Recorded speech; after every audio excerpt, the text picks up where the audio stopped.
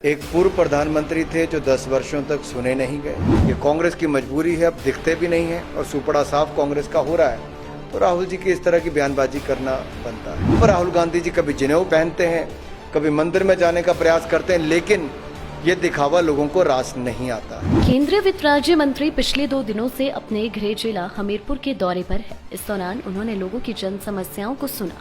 इस दौरान केंद्रीय वित्त राज्य मंत्री अनुराग सिंह ठाकुर ने मीडिया के माध्यम से राहुल गांधी के ट्वीट पर पलटवार किया है। उन्होंने कहा कि पीएम मोदी देश के लोकप्रिय पीएम है।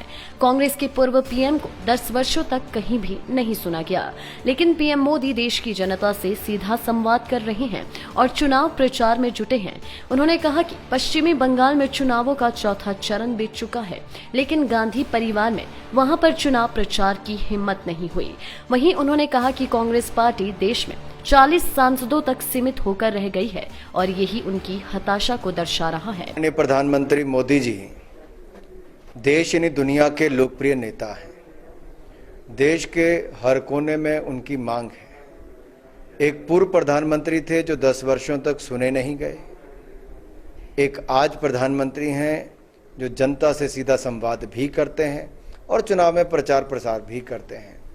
राहुल गांधी जी तो और उनका पूरा परिवार, गांधी परिवार, ये पश्चिम बंगाल के 4 चरण हो चुके, उन चारों चरणों में प्रचार करने तक नहीं गए। कांग्रेस हाशिए पर आ चुकी है।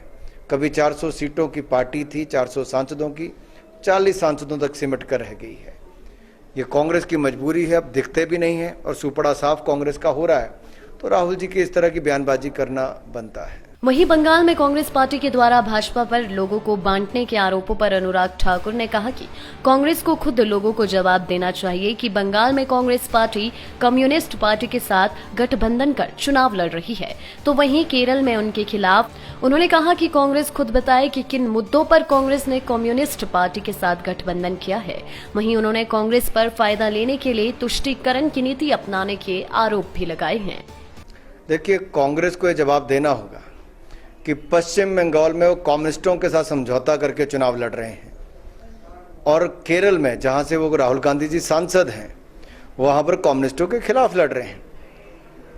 तो इनको जवाब देना है कि इनकी विचारधारा कहां है, किस आधार पर कम्युनिस्टों के साथ पश्चिम बंगाल में तालमेल किया है, किन मुद्दों पर किया है। और जो एक खास वर्ग की वोट लेने के लिए तुष्टीकरण की राजनीति कांग्रेस करती है, इसी के कारण कांग्रेस हाशिए पर आई है। और कांग्रेस के नेताओं ने बार बार कहा कि कांग्रेस की तुष्टीकरण की राजनीति ने कांग्रेस की नैया डुबोई है। तब राहुल गांधी जी कभी जनेऊ पहनते हैं, कभी मंदिर में जाने का प्रयास करते हैं, लेकिन यह दिखावा लोगों को रास नहीं आता है। लाइफ टाइम्स टीवी के लिए हमीरपुर से ए सिंह की रिपोर्ट।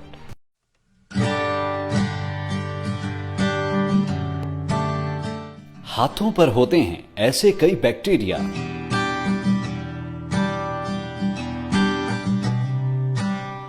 हल्के गर्म पानी की धार में दोनों हथेलियों को रगड़े।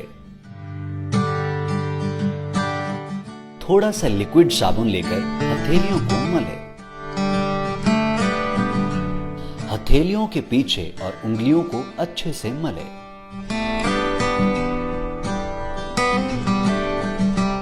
दोनों हथेलियों की उंगलियों को आपस में इंटरलॉक करके अच्छे से रगड़ें।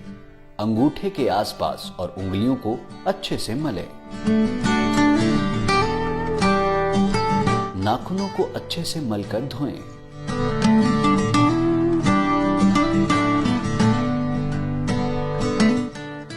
अपने हाथों को अब पानी की धार से अच्छी तरह धोएं।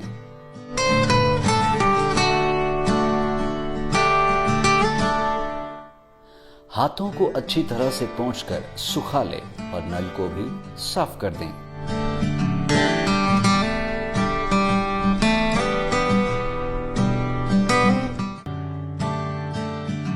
कोरोना की लड़ाई में साथ खड़े हैं हम।